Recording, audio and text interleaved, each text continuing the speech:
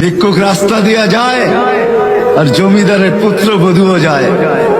একজন সামনের থেকে আসতেছে, একজন সামনের দিকে যাইতেছে। দুইজনের ক্রসিং এর সময় ভিক্ষুকের গায়ের কাদা জমিদারের পুত্রবধূর গায়ে লেগে গেছে। সে দুনিয়া আন্ধার করে ফেলছে, স্বামীকে ডাইকা নিয়ে আসছে, বলছে ভিক্ষুক আমার কাপড় নষ্ট করে দিছে। সে শুধু ভিক্ষুক ছিল না, বৃদ্ধ ছিল। বৃদ্ধ ছিল না শুধু, জীর্ণ ছিল, শীর্ণ ছিল।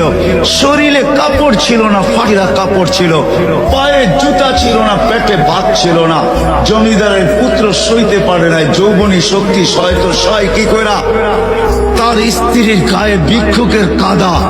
বস সমগ্র শক্তিকে হাতে জমা করা, একত্র করা বৃদ্ধের কালে বসায়। বৃদ্ধ কিচ্ছু বলে নাই, শুধু উপরের দিকে তাকায় তিনটা শব্দ উচ্চারণ করছেন।